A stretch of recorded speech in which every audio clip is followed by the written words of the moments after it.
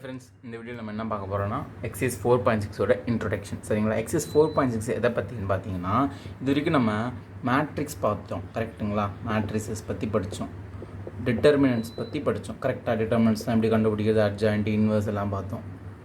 Determinants okay, இது ரெண்டும் பார்த்தோம், கரெக்டாக? தேர்ட் சாப்டரில் இது பார்த்தோம், இது இந்த சாப்டர் 4th சாப்டரில் பார்த்துட்ருக்கோம், கரெக்டாக? இப்போ இந்த 4.6 last exercise of this chapter. Okay, அதுக்கப்புறம் மிஸ்லினியஸ் எல்லாம் கலந்தது. ஓகே, ஒன்றும் பிரச்சனை இல்லை. ஸோ இதெல்லாம் எங்கே நம்ம யூஸ் பண்ண போகிறோம்? Real world applications of matrices and determinants. இதுதான் 4.6 எக்ஸைஸோட ஹெட்டிங். ஓகே, ஸோ இது ரெண்டுத்தையும் எங்கே நம்ம யூஸ் பண்ண போகிறோம்? அப்ளிகேஷன்ஸ் ரியல் லைஃப்பில் எங்கே யூஸ் பண்ண போகிறோம் அப்படின்னு பார்க்க போகிறோம். ஓகே, ஸோ பார்க்கலாங்களா? ஸோ இப்போது ஃபஸ்ட்டு இது நிறைய டெக்னிக்கல் டேர்ம்ஸ் இருக்குது, சின்ன சின்ன ஐடியாஸ்லாம் இருக்குது. ஓகே, சின்ன சின்ன கான்செப்ட்ஸ்லாம் அதெல்லாம் நான் ஃபஸ்ட்டு உங்களுக்கு சொல்லிடுறேன். சரிங்களா? அதெல்லாம் தெரிஞ்சுக்கிட்டிங்கன்னா எக்ஸைஸ் சம் சால்வ் பண்ணுறது உங்களுக்கு ஈஸியாக இருக்கும். ஃபஸ்ட்டு என்னென்னா லீனியர் ஈக்குவேஷன்னா ஒரு ஈக்குவேஷனோட பவர் வந்து ஓகே, பவர் ஆர் டிகிரி ஏதோ ஒன்று ஓகேங்களா, வந்து 1ஆக இருக்கும். Okay, X plus 2y is equal to 4. இதோட பவர் என்னது? எக்ஸ் பவர் 1, ஒய்க்கும் பவர் 1. கரெக்டாக? பவர்னு சொல்லுவாங்க, ஒரு சில பேர் டிகிரின்னு சொல்லுவாங்க, ஒன்றும் பிரச்சனை இல்லை. Okay, so X power 1 2 Y power unknowns, இதுதான் எக்ஸ் ஒய், இந்த வேரியபிள்ஸோட பவர் வந்து 1ஆக இருக்கும். இது பேர் linear equation. 2x plus 7y is equal to -100. இது linear equation.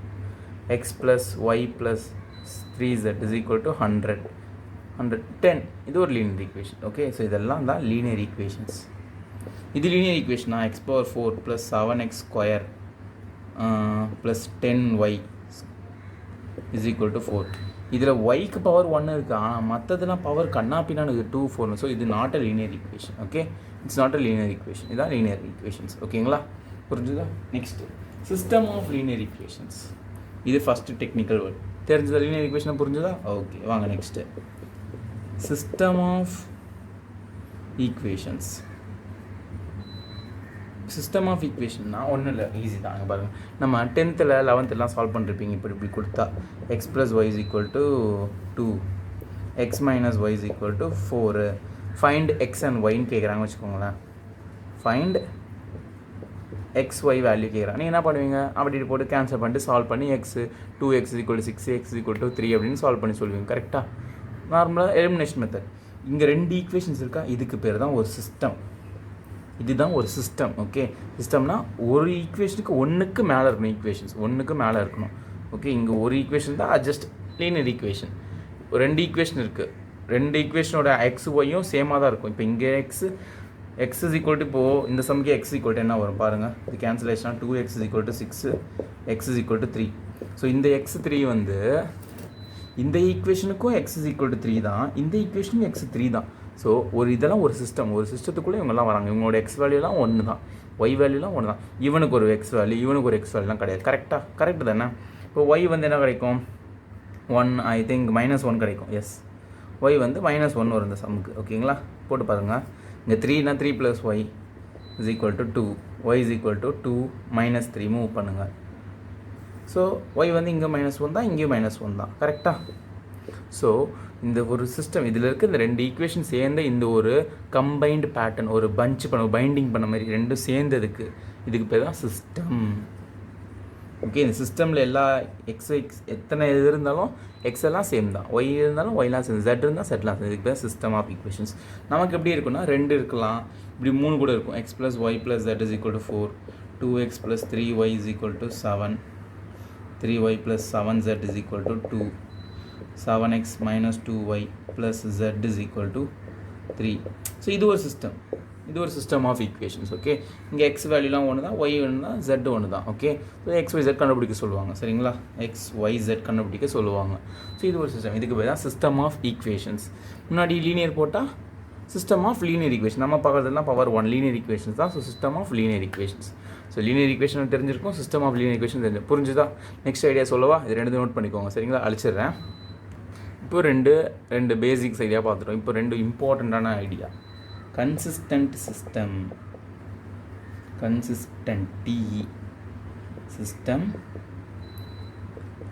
Inconsistent system.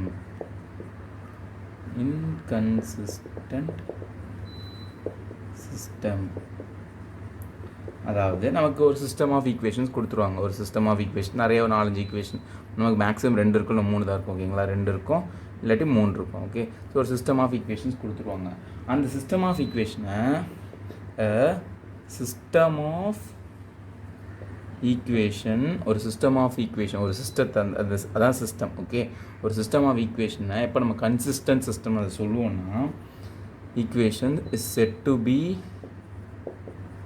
Consistent. அதை வந்து நம்ம கன்சிஸ்டன்ட்னு சொல்கிறோன்னா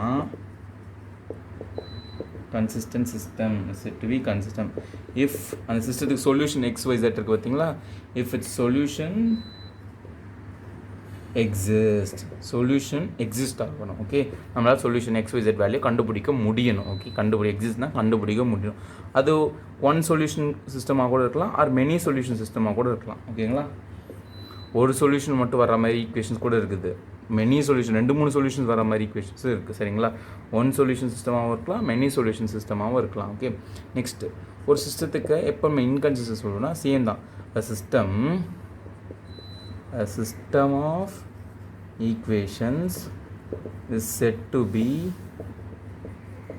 inconsistent. ஒரு இன்கன்சிஸ்டன்ட் அதை எப்போ நம்ம சொல்லுவோன்னா சொல்யூஷன் இங்கே எக்ஸிஸ்டா, இங்கே டஸ் நாட் எக்ஸிஸ்ட், அவ்வளோதான்.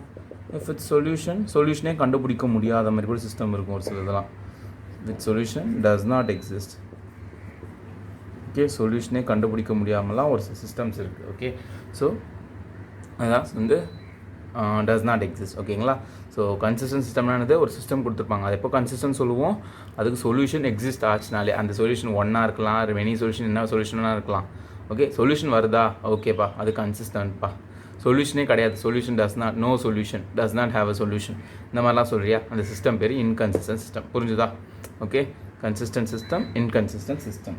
ஓகேங்களா, ஓகே. நெக்ஸ்ட் ஒரு இம்பார்ட்டன்ட், இதை நோட் பண்ணிக்கோங்க, ரொம்ப ரொம்ப இம்பார்ட்டன்ட், ரொம்ப இம்பார்ட்டன்ட் கான்செப்ட்.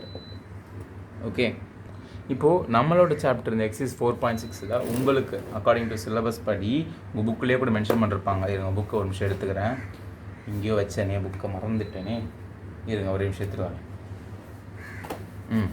ஓகே, எடுத்தாச்சு. ஓகே, இப்போது எங்கே போச்சு, இது இருக்குது பாருங்கள், நோட். என்ன நோட் கொடுத்துருக்க, ஒன்றுமே தெரியலையா? ஓகே, இங்கே பாருங்கள். In this chapter we restrict ourselves to the system of linear equation having unique solution. நமக்கு வந்து மெனி சொல்யூஷன் இருக்க மாதிரி கிடையாது. ஒன் சொல்யூஷனுக்கு இன்னொரு பேர் என்ன, unique solution. Okay, R unique.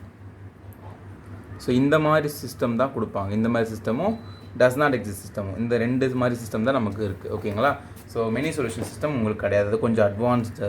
சரிங்களா, ஸோ அது கிடையாது. நமக்கு வர்றது unique solution or one solution சொல்லுவாங்க, யூனிக்கு ஆர் ஒன்னு சொல்லுவாங்க, இல்லை டஸ் நாட் எக்ஸிஸ்ட், அந்த மாதிரி சிஸ்டமாக தான் இருக்குது.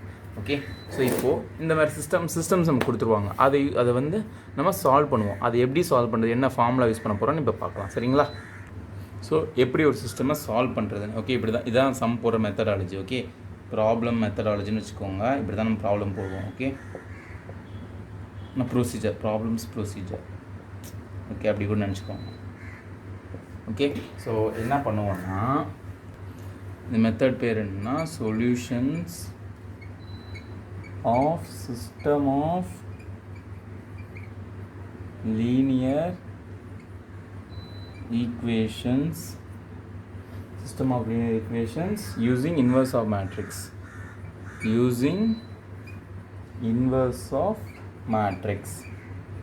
ஓகே. ஸோ மேட்ரிக்ஸோட இன்வர்ஸ் வச்சு நம்ம சால்வ் பண்ணுவோம். இப்படி கூட உங்களுக்கு எக்ஸாமில் கேட்பாங்க, ஒரு சிஸ்டம் ஆஃப் ஈக்குவேஷன்ஸ், ஒரு 3 ஈக்குவேஷன் கொடுத்துட்டு யூஸிங் இன்வர்ஸ் ஆஃப் மேட்ரிக்ஸ் இந்த மெத்தடாலஜியில் சால்வ் பண்ணு அப்படின்னு கேட்பாங்க. சரிங்களா, ஸோ இது மாதிரிலாம் கேட்க வாய்ப்பு இருக்குது, நோட் பண்ணிக்கோங்க. இதுக்கு இன்னொரு பேர் இருக்குது, இந்த யூஸிங் இன்வர்ஸ் ஆஃப் மேட்ரிக்ஸ்னு கேட்பாங்க. அது சம்டைம்ஸ் இதுக்கு இன்னொரு பேர் இருக்குது, மேட்ரிக்ஸ் மெத்தட். அந்த மெத்தட் பேர் என்னென்னா மேட்ரிக்ஸ் மெத்தடில் சால்வ் பண்ணுங்கள் அப்படின்னு கூட கேட்கலாம். ஓகே, ஸோ மேட்ரிக்ஸ் மெத்தட்னாலும் சரி, யூஸிங் இன்வர்ஸ் ஆஃப் மேட்ரிக்ஸ் எந்த மெத்தடாக இருந்தாலும் சரி ஒன்று தான். இப்போ நமக்கு ஒரு ஈக்குவேஷன் எடுத்துக்கலாம். சும்மா நானே ஒரு ஈக்குவேஷன் எடுக்கிறேன். 2x + 3y + 4z = 7, 3x - 2y + 3z = 2, 4x + 5y - 2z = 5. சரி எங்கேருந்து சார் ஈக்குவேஷன் வந்துச்சு? சும்மா நானே வாய்க்கு வந்தபடி நம்பர் எழுதியிருக்கேன். இப்படி கொஷின் கொடுத்துருவாங்க உங்களுக்கு. நீங்கள் என்ன பண்ணால் ப்ராப்ளம் ப்ரொசீஜர் எப்படி போடணும்னு சொல்கிறேன். என்ன பண்ணால் ஃபஸ்ட்டு இந்த XYZ இருக்குது பார்த்தீங்களா, அதோட கோஎஃபிஷியன்ட்னா XYZ கூட இருக்கிறவங்க இந்த 2 3 4 அதெல்லாம் மட்டும் எழுதுங்க. 2 3 4 3 -2 3 4 5 -2 எழுதியாச்சு. ஓகே, வெறும் கோஎஃபிஷியன்ட் மட்டும் எழுதுகிறேன். ஓகே, ஸோ இப்போ நமக்கு இங்கே அன்னோன்ஸ் என்ன, நமக்கு தெரியாத வேல்யூஸ் தான் என்னது, எக்ஸு ஒய் ஜெட், இதான் அன்னோன்ஸ். கரெக்டாக எக்ஸு ஒய் ஜெட் அதை இப்படி எழுதிக்கணும். இஸ் ஈக்குவல் டு இந்த ஈக்குவல்ட்டுக்கு அப்புறம் இந்த பக்கம் நான் இருக்குது 725 அதை இங்கே எழுதிக்கோங்க. ஸோ இப்படி தான் நீங்கள் சம் போட ஆரம்பிக்கணும். ஃபஸ்ட் என்ன பண்ணணும், கோஎஃபிஷியன்ட் எழுதணும், அப்புறம் அன்னோன்ஸ் எழுதணும், அப்புறம் ஈக்குவல்ட்டுக்கு அப்புறம் இருக்கணும்னு எழுதணும். சரிங்களா? இந்த மேட்ரிக்ஸ்க்கு ஒரு பேர் இருக்குது. இது பேர் என்ன, கோஎஃபிஷியன்ட் மேட்ரிக்ஸ்னு சொல்லுவாங்க. நீங்கள் ஒரு சில டெக்ஸ்ட் புக் ரெஃபர் பண்ணிங்கன்னா அதில் அப்படி தான் சொல்லுவாங்க. சரிங்களா? Coefficient matrix. ஓகே, இது அன்னோன் மேட்ரிக்ஸ். ஓகே, இது சும்மா ஈக்குவலுக்கு அப்புறம் இதுக்கெல்லாம் பேர்லாம் இல்லை. இப்போது இதை ஏன்னு எடுத்துக்கிறேன், இதை எக்ஸ்ன்னு எடுத்துக்கிறேன், இதை ஈக்குவல் டு பின்னு எடுத்துக்கிறேன். சரிங்களா? எக்ஸ் இஸ் ஈக்குவல் டு பின்னு எடுத்துக்கிறேன். சரிங்களா? இப்போது இந்த எக்ஸை இங்கே அப்படியே வச்சுக்கிறேன். ஓகேங்களா? இந்த ஏவை இந்த பக்கம் தள்ளினா ஏ இன்வர்ஸ் பி. கரெக்டாக ஏ இந்த பக்கம் வந்தால் என்ன ஆகும், பி பை ஏவாகும். அப்புறம் மேலே தள்ளினா ஏ இன்வர்ஸ் பி. ஆனால் இது கரெக்டான ப்ரொசீஜர் கிடையாது. நான் இப்போ சொல்கிறது என்ன பண்ணுவாங்கன்னா, premultiply by A inverse on both sides. Okay, premultiply by A inverse on both sides. So A inverse ஏவும் ஐடென்டிட்டியாக மாறும். இங்கே ஒரு ஏ இன்வர்ஸ் பின்னு இருக்கும். ஸோ ஐடென்டிட்டி இன்டி எக்ஸே வந்துடும். இதுதான் கரெக்டான ப்ரொசீஜர். உங்கள் புக்கிலலாம் பார்த்தீங்கன்னா அப்படி தான் கொடுத்துருப்பாங்க. நான் உங்களுக்கு சரி ப்ரொசீஜர்லாம் சொல்லி இதெல்லாம் சொல்லி குழப்பாமல் நான் ஸ்ட்ரெயிட்டாக இப்படி தள்ளுங்க, இப்படி இன்வர்ஸ் ஆகிடும் அப்படின்னு சொல்கிறேன். ஓகே, ப்ரூஃப் வேணுன்னா இதான் proof. AX is equal to பின்னு இருக்கும்.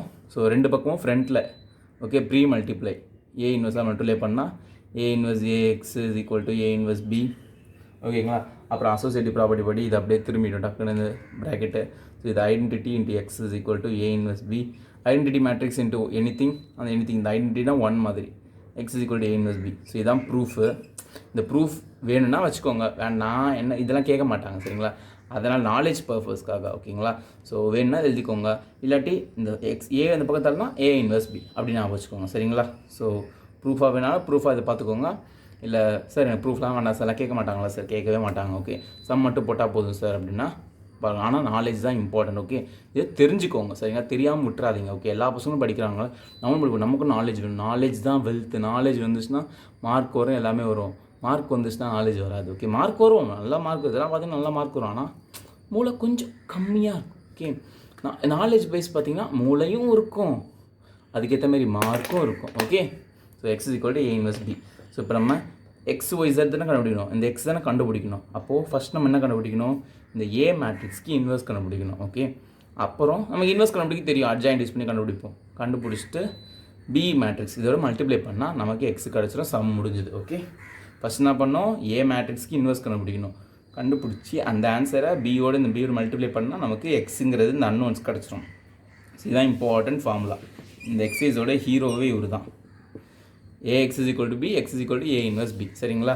இப்போது இதில் வந்து ரெண்டு கேஸாக இருக்கும். எப்பப்போல்லாம் இன்வர்ஸ் எக்ஸிஸ்ட் ஆகும், டிட்டர்மினன்ட் வந்து நாட் ஈக்குவல் டு ஜீரோவாக இருந்தால் தான் இன்வர்ஸ் எக்ஸிஸ்ட். கரெக்டாக? அப்படி தான் நான் சொல்லியிருக்கேன். ஏ இன்வர்ஸ் ஃபார்முலா என்னது, 1/det of A into adjoint A. இந்த டிட்டர்மினன்ட் வேல்யூ ஜீரோவாக இருந்துச்சுன்னா எனிதிங் பை ஜீரோ இன்ஃபினிட்டி ஆகிடும். கரெக்டாக? இது நாட் ஈக்குவல் ஜீரோ வந்தால் இன்வர்ஸ் கண்டுபிடிக்க முடியும். ஸோ இன்வர்ஸ் இந்த கேஸில் இது ஒரு கேஸு. இதுவே ஈக்குவல் ஜீரோ வந்து அப்போ எப்படி பண்ணுறது, அது ரெண்டு கேஸ் இருக்குது. அதை சொல்லிட்டு எக்ஸிசம்குள்ளே போயிடலாம். சரிங்களா? So first case determinant not equal to zero அப்படின்னா என்ன அர்த்தம், இன்வர்ஸ் வந்து எக்ஸிஸ்ட் ஆகும். Inverse exist. ஸோ நம்ம determinant not equal to zero பார்த்த உடனே நம்ம ஒன்று சொல்லிடலாம், இன்வர்ஸ் எக்ஸிஸ்ட் ஆகும். இன்வர்ஸ் எக்ஸிஸ்ட் ஆனாச்சுன்னா X is equal to A inverse B. இந்த ஃபார்முலாவில் இன்வர்ஸ் எக்ஸிஸ்ட்னா இருக்கும், இன்வர்ஸ் கண்டுபிடிக்க முடியும். எக்ஸிஸ்ட்னா கண்டுபிடிக்க முடியும், வரும் அப்படின்னு அர்த்தம். இன்வர்ஸ் வரும் வந்துச்சுன்னா இந்த போட்டு பி கண்டுபிடிச்சோம். ஸோ எக்ஸ் நமக்கு கிடச்சிரும். கரெக்டாக சொல்யூஷன் நமக்கு கிடச்சிரும். ஸோ நம்ம சிஸ்டம் சொல்யூஷன் கிடைக்கிது. நம்ம சிஸ்டம் என்னது, கன்சிஸ்டன்ட் சிஸ்டம். கன்சிஸ்டன்ட் சிஸ்டம்னா என்னது, சொல்யூஷன் எக்ஸிஸ்ட் ஆச்சுன்னா சிஸ்டம் பேர் consistent. So determinant not equal to zero இருந்தாலே போதும், சிஸ்டம் வந்து கன்சிஸ்டன்ட் ஆகிடும். கன்சிஸ்டன்ட்னா நமக்கு வந்து மெனி சொல்யூஷன் கிடையாது. So it exist unique solution. Okay, சரிங்களா? ஓகே, புரிஞ்சுதா? So determinant not equal 0 first check பண்ணணும். செக் பண்ணி ஆமாம் not equal 0 sir, inverse exist ஆகும். இன்வெர்ஸ் எக்ஸிஸ்ட் ஆச்சுன்னா கன்சிஸ்டன்ஸ் இன்வெர்ஸ் கண்டுபிடிக்க முடிஞ்சால் இதை மல்டிப்ளை பண்ணி எக்ஸ் வேல்யூ அன்னோன்ஸு கண்டுபிடிச்சிடலாம். அன்னோன்ஸ் கண்டுபிடிச்சா சொல்யூஷன் எக்ஸிஸ்ட் ஆகும். ஓகே, சொல்யூஷன் எக்ஸிஸ்ட் ஆச்சுன்னா அந்த சிஸ்டம் பேர் கன்சிஸ்டன்ட். கன்சிஸ்டண்ட்டாக இருந்துச்சுன்னா அந்த சிஸ்டம் வந்து யூனிக்காக இருக்கலாம், இல்லை மெனியாக இருக்கலாம். நமக்கு மெனி கிடையாது, ஸோ அதனால் யூனிக் சொல்யூஷன் தான் it exist. So solutions R unique.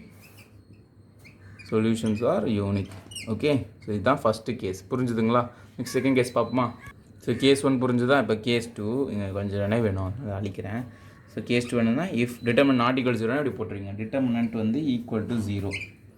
So inverse exist ஆகவே ஆகாது. Inverse does not exist. Okay, so inverse does not exist. ஓகேங்களா? So determinant of A not equal to 0 இப்படி இருந்துச்சுன்னா உடனே நம்ம இன்கன்சிஸ்டன்ட் அப்படிலாம் சொல்லி முடிச்சிட கூடாது. ஓகே, டிட்டர்மினன்ட் ஈக்குவல் டு 0 வந்தால் கொஞ்சம் பொறுமையாக இருக்கணும், பொறுமை காக்க வேண்டும். என்ன பண்ணால் நீங்கள் இதுலேயே 2 சப்டிவிஷன் மாதிரி இருக்குது. அட்ஜாயிண்ட் ஏ கண்டுபிடிக்கணும் அந்த ஏ மேட்ரிக்ஸ்க்கு. ஓகேவா? அந்த அட்ஜாயிண்ட் ஏவையும் பியும் மல்டிப்ளை பண்ணணும். வர்ற ஆன்சரு வந்து நாட் ஈக்குவல் டு 0னா 0 மேட்ரிக்ஸ், எல்லா எலமெண்ட்டுமே 0. ஓகே, அதான் நான் வந்து ஷார்ட்டாக 0 மேட்ரிக்ஸ்னு சொல்கிறேன். ஓகே, 0 போட்டிருக்கேன். 0னா 0 மேட்ரிக்ஸ். அட்ஜாயிண்ட் ஏவும் பியும் மல்டிப்ளை பண்ணி நாட் ஈக்குவல் டு 0ன்னு வந்துச்சுன்னா சொல்யூஷன் எக்ஸிஸ்ட் ஆகாது. Solution does not exist. Inconsistent system. Inconsistent system. Okay, so இப்போது கேட்கலாம், சார் ஈக்குவல் டு 0 வந்து என்ன sir? Adjoint A into B வந்து ஈக்குவல் டு 0னா சொல்யூஷன் எக்ஸிஸ்ட். ஓகேங்களா? சொல்யூஷன் வந்து எக்ஸிஸ்ட் ஆகும்லாம் சொல்ல முடியாது. என்ன சொல்லலாம்னா சிஸ்டம், நம்மளோட சிஸ்டம் கொடுத்த சிஸ்டம் வந்து எய்தர் கன்சிஸ்டன்ட் ஆர் இன்கன்சிஸ்டன்ட். கன்சிஸ்டண்ட்டாகவும் இருக்கலாம், இல்லை இன்கன்சிஸ்டண்ட்டாகவும் இருக்கலாம். கன்சிஸ்டன்ட்னா சொல்யூஷன் எக்ஸிஸ்ட் ஆகலாம், இன்கன்சிஸ்டன்ட் சொல்யூஷன் எக்ஸிஸ்ட் ஆகாமலேயும் இருக்கலாம்.